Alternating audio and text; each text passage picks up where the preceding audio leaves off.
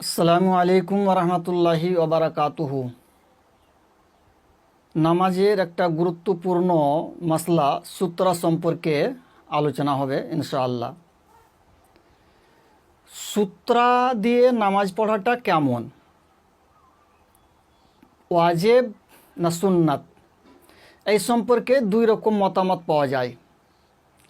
একরকম মতামত হলো সূত্রা দিয়ে নামাজ পড়া ওয়াজিব, যেখানেই নামাজ পড়েন, আপনি মসজিদে পড়েন বা খোলা ময়দানে পড়েন, যেখানেই নামাজ পড়েন সূত্রা দিয়ে নামাজ পড়া ওয়াজিব, এক রকমের মতামত। আর এক রকমের মতামত হলো সূত্রা দিয়ে নামাজ পড়া ওয়াজিব নয়, বরং সুন্নাত। আপনি যেখানেই নামাজ পড়েন, মসজিদে পড়েন বা খোলা ময়দানে পড়েন, সূত্রা দিয়ে নামাজ পড়া সুন্নাত। এই দুই রকম মতামত হলো। আর দুই রকম মতামতের মধ্যে কোনটা মত প্রাধান্য পাবে, এই সম্পর্কে আমি যতদূর স্টাডি করেছি আর মোতালা করেছি, তাহকিক করেছি, যেই মতামতটা সূত্রা ছাড়া নামাজ পড়তে নিষেধ আছে, যে সূত্রা করাটা ওয়াজিব, যেই মতামতে বোঝা যাচ্ছে ওই মতামতটা প্রাধান্যপ্রাপ্ত। এই জন্য প্রাধান্যপ্রাপ্ত যে সূত্রার যে হাদিসগুলো আছে, এখনই আপনাদের সামনে আমি বর্ণনা করব, ওই হাদিসগুলোতে আমরের সেগা আছে। যেমন রাসূলুল্লাহ সাল্লাল্লাহু আলাইহি সাল্লাম বলছেন, সুনান আবু দাউদের হাদিস, এজা সাল্লা আহাদুকুম ফালইউসাল্লি ইলা সূত্রা ওয়ালিয়াদনু মিনহা। এটা সুনান আবু দাউদের হাদিস। আল্লামা মুহাম্মদ নাসিরুদ্দিন আলবানী হাদিসটাকে সহি বলেছেন। তোমাদের মধ্যে যখন কেউ নামাজ পড়বে তো সূত্রা দিয়ে যেন নামাজ পড়ে এবং সূত্রার নিকটে দাঁড়ায়। আরেকটা হাদিস আছে, সেটা ইমাম বাগবির কিতাব শারহুস সুন্নাহর মধ্যে হাদিস আছে, হাদিসটা সহি। হাদিসটা হলো, ইজা সাল্লা আহাদুকুম ফালইয়াস্তাতির ওয়ালিয়াদনু মিনাস সূত্রা। তোমাদের মধ্যে যখন কেউ নামাজ পড়বে তো যেন সূত্রা করে আর সূত্রার নিকটে দাঁড়ায়। ফাইন্না শাইতানা ইয়ামুররু বাইনা ইয়াদাইহি, কেন যে শয়তান মুসাল্লির সামনে দিয়ে পার হয়ে যাবে। আরেকটা হাদিস আছে সহিহ ইবনে খুজাইমার হাদিস, ওটা সহি হাদিস, 800 নম্বর হাদিস। হাদিসটা হলো এই যে লা তুসাল্লে ওয়া ফি রাওয়ায়াতিন লা তুসাল্লু ইল্লা ইলা সূত্রা, সূত্রা ছাড়া তোমরা নামাজ পড়িও না। তো তার মানে এই হাদিসে বলা গেল সূত্রা ছাড়া নামাজ পড়িও না, আর ওই হাদিসগুলোতে বলা হলো সূত্রা দিয়েই নামাজ পড়ো। আর এইগুলো আল আমর লিল ওয়াজুব, আমরের সেগা ব্যবহার হয়েছে, আমর ওয়াজিবের জন্য ব্যবহার হয়। এই আমরকে নদবের দিকে নিয়ে যাওয়ার যে দলিলগুলো আছে, ওই দলিলগুলো কয়েকটা আমি আপনাদেরকে বলছি জয়ীফ আছে। যেমন সুনানে আবু দাউদের হাদিস 704 নম্বর হাদিস, সুনানে আবু দাউদের হাদিস 718 নম্বর হাদিস। এই হাদিসগুলোতে বোঝা যাচ্ছে যে সূত্রা দিয়ে নামাজ পড়াটা ওয়াজিব আর জরুরি লয়। কিন্তু এই দুটোই হাদিসকে আল্লামা মুহাম্মদ নাসিরুদ্দিন আলবানী জয়ীফ করে দিয়েছেন। আরেকটা হাদিস আছে সহিহ ইবনে খুজাইমাতে, আর হাদিস নম্বর হচ্ছে 838 আর 839 নম্বর। আর মুসনাদে বাজ্জারের হাদিস 4951 নম্বর হাদিস। আর মুসনাদে বাজ্জারের হাদিসটাকে হাফিজ ইবনে হাজার আসকালানি রহমতুল্লাহ আলাই ফতুল বারির মধ্যে নিয়ে এসেছেন, যে রাসূলুল্লাহ সাল্লাল্লাহু আলাইহি সাল্লাম নামাজ পড়ছিলেন, আর ফরজ নামাজ পড়ছিলেন, আর রাসূলুল্লাহ সাল্লাল্লাহু আলাইহি সাল্লামের সামনে সূত্রা ছিল না। এই হাদিসটা কেমন? এই হাদিসটাও জয়ীফ। ইমাম ইবনে খুজাইমা উনি নিজেই জয়ীফ বলেছেন। দেখবেন সহিহ ইবনে খুজাইমা প্রথম খণ্ড 330 পৃষ্ঠাতে এই হাদিসটাকে উনি জয়ীফ করে দিয়েছেন। তার মানে এই হাদিসটাতে সহিহ ইবনে খুজাইমা, মুসনাদে বাজ্জারের এই হাদিসটাতে বোঝা যাচ্ছিল যে সূত্রা দিয়ে নামাজ পড়া জরুরি লয়, সুন্নাত, কিন্তু হাদিসটা এটা জয়ীফ। আরেকটা হাদিস মুসনাদে আবি আলাতে আছে, মুসনাদে আবি আলা 2423 নম্বর হাদিস, ইবনে আব্বাস থেকে বর্ণিত। এই হাদিস থেকেও বুঝতে পারা যাচ্ছে যে সূত্রা দিয়ে নামাজ পড়া ওয়াজিব আর জরুরি লয়, বরং সুন্নাত। কিন্তু এই হাদিসটাও জয়ীফ। আল্লামা মোহাম্মদ নাসিরউদ্দিন আলবানী সিলসিলাতুল আহাদিস জাইফা ওয়াল মওজুআ ওয়া আসারুহা সাইয়্যিফ ফিল উম্মাহ এই কিতাবের মধ্যে হাদিস নম্বর 5814 মধ্যে হাদিসটাকে জয়ীফ করে দিয়েছেন। শুধু এখন বাঁচছে একটা হাদিস যেটা দলিলে পেশ করা হয় অজুবকে নদবের দিকে নিয়ে যাওয়ার জন্য, সূত্রার অজুবকে সুন্নাতের দিকে নিয়ে যাওয়ার জন্য, সেটা হচ্ছে সহিহ বুখারীর হাদিস।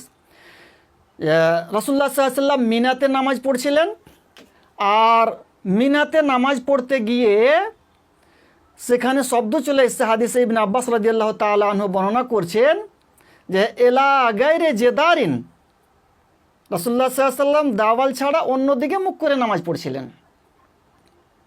এলা গায়রে জেদারিন, আর উনি বলছেন যে দেওয়াল ছাড়া অন্যদিকে মুখ করে নামাজ পড়ছিলেন। আমি গাধার ওপরে সওয়ার হয়ে গেলাম, গাধা ছেড়ে দিলাম, চড়তে লাগলো, আর আমি কাতারের মধ্যে এক ধার দিয়ে ঢুকলাম আর এক দিক দিয়ে বেরিয়ে গেলাম।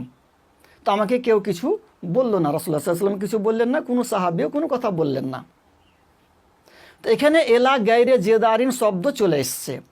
তো এলা গায়রে জেদারিনের মানে কি? ইমাম শাফি এবং অনেকে এটার হাদিসের মতলব লিয়েছে এলা গায়রে জেদারিন মানে এলা গায়রে সূত্রা, রাসূলুল্লাহ সাল্লাল্লাহু আলাইহি ওয়াসাল্লাম সূত্রা ছাড়াই নামাজ পড়ছিলেন। কিন্তু এই হাদিসের আরও অনেকে যেনারা ভাষ্য গ্রন্থ লিখেছেন, আল্লামা আনোয়ার শাহ কাশ্মীরি, আল্লামা আইনি আর আল্লামা ইরাকি, এছাড়া আরও অনেকে, আল্লামা ওবেদুল্লাহ মুবারকপুরি মিরাতুল মাফাতের মধ্যে লিখছেন যে এই হাদিসের সঠিক মতলব এলা গায়রে জেদারিন মানে হলো যে দেওয়াল ছাড়া অন্য সূত্রা ছিল, দেওয়াল ছাড়া অন্য দিকে মুখ করে নামাজ পড়ছিলেন, মানে দেওয়াল ছাড়া অন্য দিকে মুখ করে মানে দেওয়াল ছাড়া অন্য সূত্রা ছিল, লাঠি ছিল, বল্লম ছিল, আরও কিছু ছিল, দেওয়াল ছিল না সামনে রাসূলুল্লাহ সাল্লাল্লাহু আলাইহি ওয়াসাল্লামের, তার মানে সূত্রা ছিল। আর এটাই সাবিত করতে চেয়েছেন ইমাম বুখারী, কেন যে ইমাম বুখারী রহমতুল্লাহ আলাইহি হাদিসটাকে 4-5 জায়গাতে নিয়ে এসেছেন। তার মধ্যে এক জায়গা হলো সূত্রাতুল ইমামে সূত্রাতুল লিমান খালফাহু, ইমামের সূত্রা মুক্তাদির জন্য যথেষ্ট। এবার ইমামের আগা দিকে সূত্রা থাকলে পারে, মুক্তাদিকে আর সূত্রা দিতে হবে না। আর ওইভাবে হাদিসটা নিয়ে আনলেন যে ইবনে আব্বাস রাদিয়াল্লাহু তাআলা আনহু বলছেন যে রাসূলুল্লাহ সাল্লাল্লাহু আলাইহি ওয়াসাল্লাম মিনার মাঠে নামাজ পড়ছেন, এলা গায়রে জেদারিন দেওয়াল ছাড়া অন্যদিকে মুখ করে, আমি গাধীকে ছেড়ে দিলাম চড়তে, আর সাফের মধ্যে একদিক দিয়ে ঢুকলাম আর একদিক দিয়ে বেরিয়ে গেলাম, কাতারের মধ্যে দিয়ে চলে গেলাম। তো এই যেটা ইমামের সূত্রা মুক্তাদির জন্য যথেষ্ট, এই মশলাটা ওই সময়তেই সাবিত হবে যখন এই হাদিসটাতে মতলব লাওয়া যাবে যে রাসূলুল্লাহ সাল্লাল্লাহু আলাইহি ওয়াসাল্লামের সামনে সূত্রা ছিল, ইমামের সূত্রা ছিল, যার কারণে মুক্তাদির আলাদা আলাদা সূত্রার কোনো প্রয়োজন হলো না। আর এটাই ইমাম বুখারী সাবিত করতে চেয়েছেন যে রাসূলুল্লাহ সাল্লাল্লাহু আলাইহি ওয়াসাল্লামের সামনে সূত্রা ছিল। তো এলা গায়রে জেদারিন মানে দেওয়াল ছিল না সূত্রা, দেওয়াল ছাড়া অন্য সূত্রা ছিল, এটা হলো সঠিক মতলব। আল্লামা উসাইমিন ফাতাওয়ার মধ্যে মাজমুয়া ফাতাওয়া রাসাইল উসাইমিনের মধ্যে উনি লিখছেন, আরও অনেকে ভাষ্যকার লিখেছেন যে গায়রাটা সিফাত হয়ে ব্যবহার হয়, এলা গায়রে জেদার, গায়রেটা সিফাত, তার মানে আর মৌসুফ এখানে মাহজুব আছে, মৌসুফ এখানে লুকায়িত আছে। মৌসুফ কি? এলা শাইইন গায়রে জেদার, রাসূলুল্লাহ সাল্লাল্লাহু আলাইহি ওয়াসাল্লাম নামাজ পড়ছিলেন কোনো দিকে একটা জিনিসের দিকে মুখ করে যেটা দেওয়াল ছিল না, এলা শাইইন গায়রে জেদার। তো কোনো জিনিস ছিল, বল্লম ছিল, লাঠি ছিল, কিছু ছিল, দেওয়াল ছিল না। তার মানে এই হাদিসটাও যে সূত্রার হাদিসের অজুবকে নদবের নিয়ে যাওয়ার জন্য দলিল হবে না। তার মানে প্রাধান্য প্রাপ্ত কল যেটা বোঝা যাচ্ছে সেটা এটাই যে সূত্রা দিয়ে নামাজ পড়াটা জরুরি। খैर আপনার যদি মনে হয় যে না আমি সূত্রা দিয়ে জরুরি মানলাম না, তো সুন্নাত তো মানতে হবে, কিন্তু সুন্নাত দুটাই কল, একটা হলো সূত্রা দিয়ে নামাজ পড়া জরুরি ফরজ ওয়াজিব, আর একটা হলো সুন্নাত। সুন্নাত মানেন চাহে ফরজ মানেন, ফরজ মানলো সব জায়গায় ফরজ হবে, মসজিদও ফরজ হবে, বাইরেও ফরজ হবে, আর সুন্নাত মানলো সব জায়গায় সুন্নাত হবে, মসজিদও সুন্নাত হবে, বাইরেও সুন্নাত হবে। এবার মসজিদে সূত্রা দেওয়ার দলিল আছে কি না আছে এটা দেখতে হবে। তো এই সম্পর্কে সহিহ বুখারীতে হাদিস আছে, সহিহ বুখারীর হাদিস সূত্রগুলো যে হাদিসগুলো আছে 500 নম্বরের পরে পরে 502, 503 এই ধরনের শুরু হয়েছে। তো 502 নম্বর যেটা হাদিস, ওইটা হাদিস হলো যে সালমা ইবনে আকওয়া রাদিয়াল্লাহু তাআলা আনহু প্রত্যেক দিন একটা খাম্ভা করে মসজিদে নববীতে একটা খাম্ভাকে সামনে করে, পিলারকে সামনে করে, একটা থামকে সামনে করে নামাজ পড়তেন। তো ওনাকে জিজ্ঞাসা করা হলো যে আপনি এই থামটাকে সামনে করে কেন নামাজ পড়ছেন? উনি বললেন যে রাই তো রাসূলুল্লাহ সাল্লাল্লাহু আলাইহি সাল্লাম ইয়াতাহাররা হাজা, আমি রাসূলুল্লাহ সাল্লাল্লাহু আলাইহি সাল্লামকে দেখেছি এই থামকে, এই পিলারকে সামনে করে নামাজ পড়তে, যার কারণে আমি নামাজ পড়ছি। তো রাসূলুল্লাহ সাল্লাল্লাহু আলাইহি সাল্লাম মসজিদে নববীর মধ্যে একটা থামকে, একটা পিলারকে সামনে করে নামাজ পড়তেন। তো পিলারকে সামনে করতেন কেন? সুতরার জন্য। তো মসজিদে সুতরা করার দলিল হয়ে গেল। তারপর সহিহ বুখারীতে দলিল, তারপরই হাদিস আছে বাবু সালাতে আল উস্তুয়ানার মধ্যে আনাস বিন মালিক রাদিয়াল্লাহু তাআলা আনহু বর্ণনা করছেন, রাই তো কেবারা সাহাবে রাসূলুল্লাহ সাল্লাল্লাহু আলাইহি সাল্লাম ইয়াবতাদিরুনা ইলা সাওয়ারি, আমি দেখতাম যে রাসূলুল্লাহ সাল্লাল্লাহু আলাইহি সাল্লামের বড় বড় সাহাবা একরাম যখন মাগরিবের আজান হয়ে যেত তো খাম্বার দিকে দৌড়তেন। তো খাম্বার দিকে কিনে দৌড়তেন এই জন্য যে খাম্বাকে, পিলারকে সামনে করে সুতরা করে নামাজ পড়বেন, যার কারণে। ওই বাবি বাবু সালাতে আল উস্তুয়ানা, এই বাবি তালিকান মুআল্লাকান একটা হাদিস লিখেছেন, উমর রাদিয়াল্লাহু তাআলা আনহু একজন লোককে দুই পিলারের মধ্যে নামাজ পড়তে দেখছেন, একটা পিলার মধ্যখানে নামাজ পড়ছেন। উনার গর্দন ধরে উমর রাদিয়াল্লাহু তাআলা আনহু একটা পিলারের সামনে নিয়ে চলে গেলেন আর বললেন সল্লি ইলাইহা, এই পিলারটাকে সামনে করে নামাজ পড়ো। কেনে পিলারের সামনে নিয়ে গেলেন ওনাকে? হাফিজ ইবনে হাজার আসকালানী রাহমাতুল্লাহ আলাইহি ফাতুল বারীর মধ্যে লিখছেন যে ওই মানুষটার নামাজ জেনে সূত্রাকে সামনে করা হয়, পিলারকে সামনে করা হয়, যার কারণে উমর রাদিয়াল্লাহু তাআলা আনহু বললেন এই পিলারকে সামনে করে নামাজ পড়ো। তো এই হাদিসটাও দলিল হয়ে গেল যে মসজিদে পিলারকে সামনে করে সূত্রা করে নামাজ পড়তেন সাহাবা একরাম, আর উমর রাদিয়াল্লাহু তাআলা আনহু পিলারকে সামনে করে সূত্রা করে নামাজ পড়তে বললেন ওই লোকটাকে।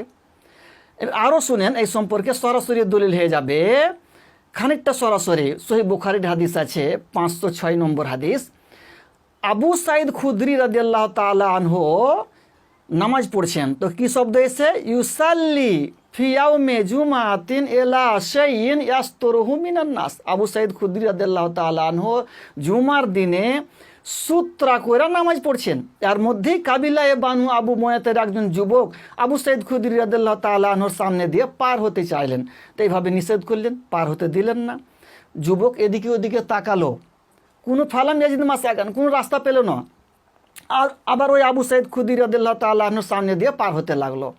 তখন দ্বিতীয়বার যখন এসেছে তা আবু সাঈদ খুদরি রাদিয়াল্লাহু তাআলা আনহু জোরে ধাক্কা দিয়েছে, মনে হচ্ছে পাছার ভারে পড়ে গেল।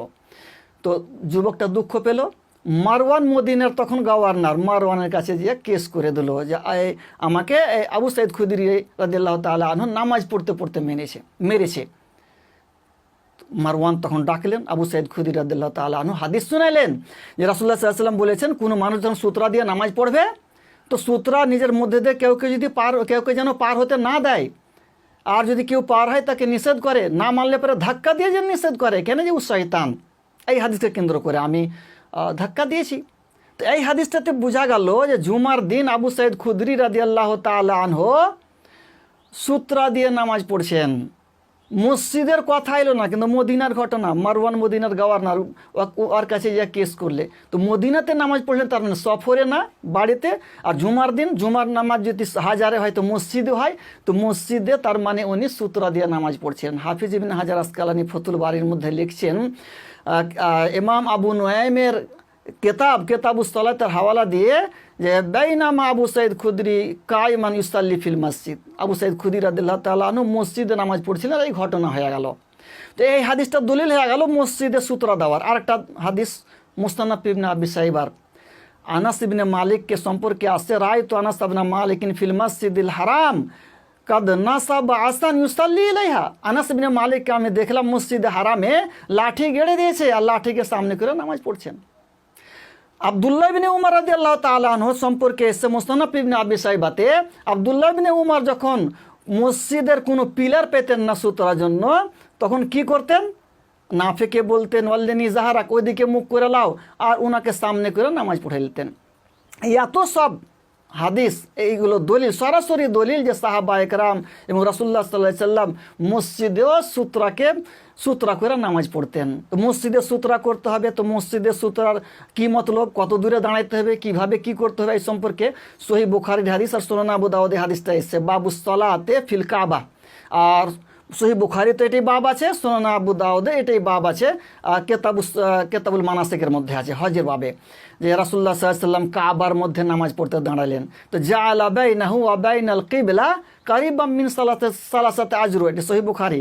আর সুনান আবু দাউদে আছে সালাসাতে আজরুইন, রাসূলুল্লাহ সাল্লাল্লাহু আলাইহি ওয়াসাল্লাম কাবার মধ্যে নামাজ পড়তে দাঁড়াইলেন। তো কাবাটা মসজিদ মধ্যে মানে ভিতরে, তো দেওয়াল থেকে 3 হাত দূরে কিংবা কাছাকাছি 3 হাত দূরে দাঁড়াইলেন। তো রাসূলুল্লাহ সাল্লাল্লাহু আলাইহি ওয়াসাল্লাম নিজে আমল করে দেখিয়ে দিলেন, মসজিদে যদি কেউ নামাজ পড়ে, ঘরে যদি কেউ নামাজ পড়ে, ঘেরার মধ্যে নামাজ পড়ে, তো দেয়াল থেকে, কিবলার দেয়াল থেকে 3 হাত দূরে দাঁড়াইতে হবে। এটাই হয়ে গেল মসজিদের সূত্রা। তো কিবলার দেয়াল থেকে, পিলার থেকে 3 হাত দূরে দাঁড়াবে, কিংবা কোনো মানুষ বসে আছে মানুষ থেকে 3 হাত দূরে দাঁড়াইবে।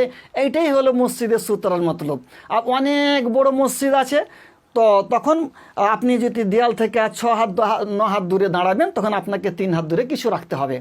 ওই দেওয়াল আছে ওইদিকে 6 হাত 9 হাত দূরে, আপনি দাঁড়াবেন এইখানে 6 হাত 9 হাত দূরে দাঁড়াবেন, তখন আপনি যেখানে দাঁড়ান ওখান থেকে 3 হাত দূরে আপনাকে কিছু সূত্র রাখতে হবে। আরেকটা হাদিসের উপরে চিন্তা ভাবনা করেন, সহিহ বুখারী মুসলিমের হাদিস, কানা বাইনা মুসাল্লা রাসূলুল্লাহ সাল্লাল্লাহু আলাইহি ওয়াসাল্লাম ওয়া বাইনাল জিদার কাকাদরি মামারিস সাত। আর কোন হাদিসে আছে মামারুস সাত, রাসূলুল্লাহ সাল্লাল্লাহু আলাইহি ওয়াসাল্লামের সাজদার জায়গা আর দেয়ালের মধ্যে একটা ছাগল পার হওয়ার মতন জায়গা থাকতো, ওর চাইতে বেশি জায়গা থাকতো না। তো আপনি দেয়াল ওখানে আছে, 6 হাত 9 হাত দূরে দাঁড়াবেন, তো আপনার সাজদা এখানে পড়বে, এতটা জায়গাতে অনেক কিছু পার হয়ে যাবে। আর সেখানে কি হাদিসটাতে হইলো সহিহ বুখারীর হাদিসে, যে সাজদার জায়গার মধ্যে, দেওয়ালের মধ্যে শুধু একটা ছাগল পার হওয়ার মতন জায়গা থাকে, তার চাইতে বেশি জেনে জায়গা না থাকে। এই সমস্ত হাদিসগুলা দলিল হয়ে যাচ্ছে যে মসজিদের মধ্যেও সূত্রা দিয়ে নামাজ পড়া জরুরি। এবার মনে করেন, আপনি মনে করেন যে আমি সূত্রাকে জরুরি মনে করি না, সুন্নাত মনে করি, তো আপনার মোতাবেক সুন্নাত যদি আপনি মনে করেন, তো আপনার মোতাবেক মসজিদে সূত্রা দিয়ে নামাজ পড়া সুন্নাত হয়ে গেল। আর যারা ওয়াজিব আর জরুরি, যেমন আল্লামা আলবানী জরুরি বলছেন, তো ওনারা জরুরি মনে করছেন, তো ওনাদের নিকটে মসজিদে সূত্রা দিয়ে নামাজ পড়া জরুরি হয়ে গেল। তো আপনি যদি জরুরি মনে করছেন সূত্রাকে, তো মসজিদে হোক বা খোলা ময়দানে হোক, সব জায়গাতে সূত্রা দিয়ে নামাজ পড়া জরুরি হবে। আর আপনি যদি মনে করছেন যে সুন্নাত, তো মসজিদও সুন্নাত হবে, বাইরেও সুন্নাত হবে। অতএব আমাদেরকে সুন্নাত এবং রাসূলুল্লাহ সাল্লাল্লাহু আলাইহি ওয়াসাল্লাম হাদিস মোতাবেক নামাজ পড়তে হবে। আর সূত্রার ওপরে যেন আমরা আমল করি, আল্লাহ তাআলা যেন আমাদেরকে তৌফিক দেন। আসসালামু আলাইকুম ওয়া রাহমাতুল্লাহি ওয়া বারাকাতুহু।